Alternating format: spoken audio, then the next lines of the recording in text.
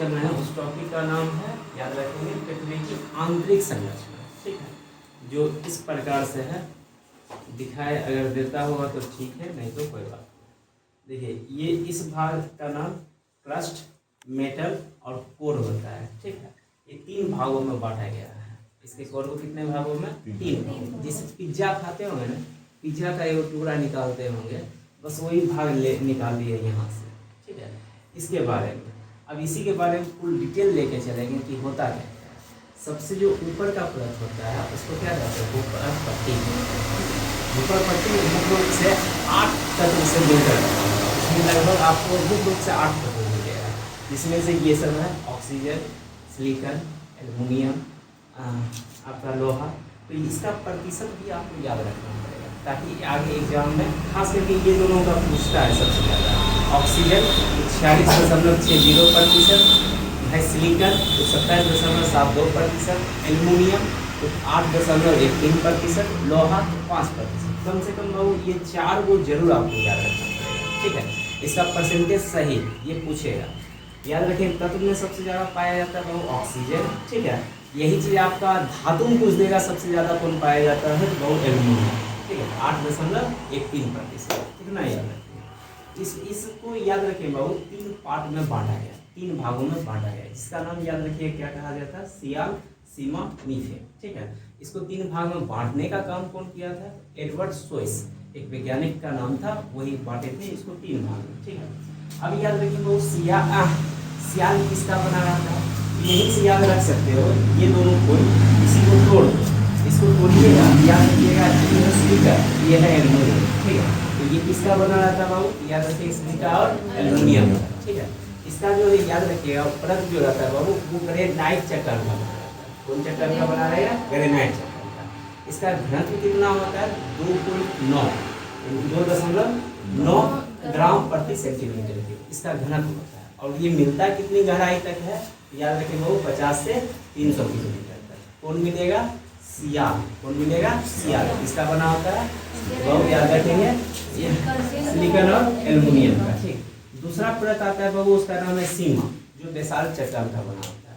सीमा किसका बना होता है? बेसाल्ट चट्टान। याद रखेंगे इसमें सिलिकॉन और मैग्नीशियम। ठीक है, इसके बाद बाबू एक और पॉइंट इसमें याद रखेंगे, जिसका औसत घनत्व होता है 2.9 से 4.7 ग्राम प्रति सेंटीमीटर क्यूब। ठीक है, ये आपको याद रखना पड़ेगा।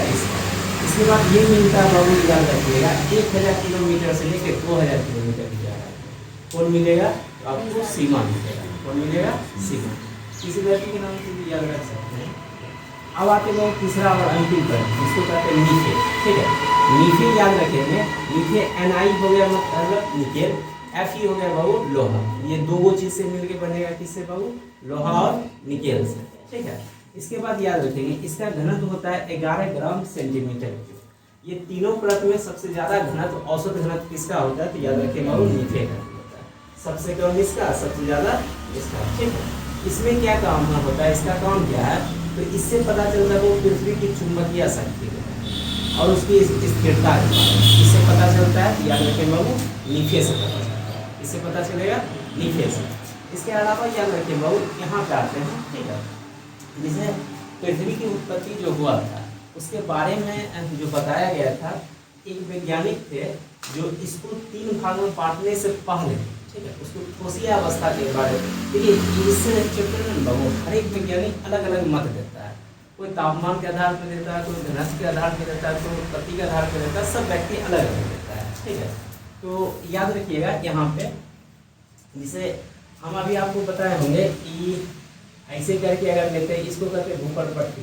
ठीक है, अगर ये पूरा भूपट पट्टी का अगर पूछा जाए क्या कहते हैं घनत्व कितना होता है, तो याद रखिए बाबू 3 ग्राम सेंटीमीटर क्यों होता है इसका घनत्व। एक चीज याद रखिए बाबू, ये हम धरातल पर अभी है, यहाँ से 1 मीटर अगर नीचे जाएंगे, कितना मीटर? 1 मीटर हम लोग नीचे जाएंगे तो तापमान में वृद्धि होता है। सॉरी, याद रखिए बाबू 1 मीटर में बाबू 32 मीटर, 32 मीटर अगर हम नीचे जाएंगे 1 डिग्री सेल्सियस क्या होगा? बढ़ेगा। ठीक है, तो ये तापमान में वृद्धि होगा जब भी हम जमीन के नीचे जाए। ठीक है, वो याद रखेंगे इससे। और एक और पॉइंट बाबू, जैसे हम अभी ये 3 भागों में बताए गए थे, क्रस्ट, मेटल और क्रोड, ठीक है।